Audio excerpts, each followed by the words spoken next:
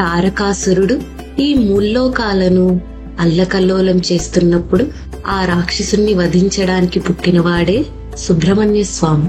ఆ సుబ్రహ్మణ్య స్వామికి కర్ణాటక రాష్ట్రంలో 3 ప్రఖ్యాత క్షేత్రాలు ఉంటాయి. ఆ 3 కలిపితే ఒక సర్పాకారం కూడా ఏర్పడుతుంది. అవి ఆది సుబ్రహ్మణ్య క్షేత్రమైన కుక్కే సుబ్రహ్మణ్య క్షేత్రం, రెండవది మధ్య సుబ్రహ్మణ్య క్షేత్రమైన ఘాటి సుబ్రహ్మణ్య క్షేత్రం, చివరిది అంత్య సుబ్రహ్మణ్య క్షేత్రమైన నాగలమడక సుబ్రహ్మణ్య క్షేత్రం.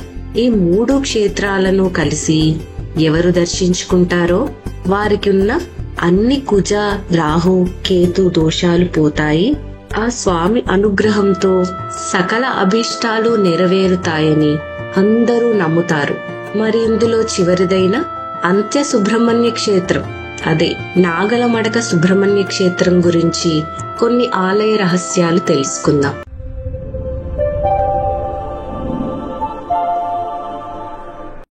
ఈ నాగలమడక సుబ్రహ్మణ్య క్షేత్రం కర్ణాటకలోని పావగడ పట్టణం నుంచి 14 కిలోమీటర్ల దూరంలో ఉంది. పూర్వం నాగలమడకలో అన్నంభట్టు అనే బ్రాహ్మణుడు ఉండేవాడట. సుబ్రహ్మణ్యేశ్వర స్వామికి గొప్ప భక్తుడు. ప్రతి సంవత్సరం ఆయన నాగలమడక నుంచి కాలినడకతో దక్షిణ కర్ణాటక ప్రాంతంలో ఉన్న ఆది సుబ్రహ్మణ్య క్షేత్రమైన కుక్కే సుబ్రహ్మణ్య స్వామిని దర్శించుకోవడానికి వచ్చేవారంట. ఒక్కసారి వృద్ధాప్యంలో ఉన్న అన్నంభట్టు గారు కుక్కేలోని సుబ్రహ్మణ్యుని రథం తీసుకువచ్చే సమయానికి చేరుకోలేకపోయాడట. ఆ సమయంలో స్వామి రథాన్ని ఎంతమంది భక్తులు లాగినా రథం ముందుకు కదలలేక అక్కడే నిలిచిపోయిందంట. చివరకు అన్నంభట్టు గారు అక్కడికి చేరుకున్నాక రథం పగ్గాలపై చేయి వేసిన వెంటనే రథం కదిలిందని స్థానికులు చెబుతారు. ఇక సాక్షాత్తు ఆ సుబ్రహ్మణ్య స్వామి అన్నంభట్టు వృద్ధాప్యంలో కుక్కేకు రాలేడని భావించి నాగాభరణంను ఇచ్చి ఇక్కడ నాగలమడకలోనే తనను సేవించుకోమని స్వప్నం ద్వారా సందేశమిచ్చినట్లుగా ఆ ఆలయ స్థల పురాణం ద్వారా మనకు తెలుస్తుంది.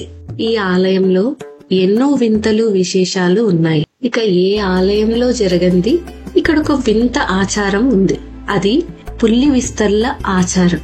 ప్రతి ఏడాది ఒక్కసారి వచ్చే బ్రహ్మ రథోత్సవాలలో లక్షలాది మంది తమ మొక్కుబడులు తీర్చడానికి వస్తూ ఉంటారు. పుల్లి విస్తర్లు అంటే బ్రాహ్మణులు భోజనం చేసి వదిలేసిన ఆకులను తలపై పెట్టుకుని అక్కడకు దగ్గరలో ఉన్న పినాకిని నదిలో స్నానం చెయ్యడం.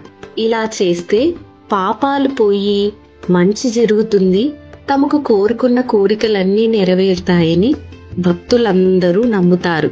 ఉదయం నుంచి ఆ స్నానం అయ్యేంత వరకు ఉపవాసం ఉండి పుల్లి విస్తర్ల తర్వాతనే ఉపవాసాన్ని విరమించడం ఒక విశేషం. ఈ ఆలయం ఇంకో విశేషం ఎద్దుల పరుష. కర్ణాటకలోనే అతిపెద్ద ఎద్దుల పరుష అక్కడే జరుగుతుంది. దాదాపు 10 రోజుల పాటు ఎద్దుల అమ్మకాలు కొనుగోళ్లు కూడా జరుగుతాయి.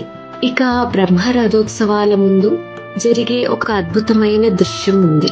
అదేంటంటే గుడిలో ఉన్న వెండి సర్పాకార విగ్రహం దగ్గర అన్నం రాశిగా పోస్తే ఆ అన్నం రాశి ఆ సర్పాకారంలో మారితే అన్న నివేదన సందర్భానికి మనకి స్వామి ద్వారా ఆజ్ఞ లభించిందని, అది ఇప్పటికీ ప్రతి సంవత్సరం జరుగుతుంది అని మనకు తెలుస్తుంది.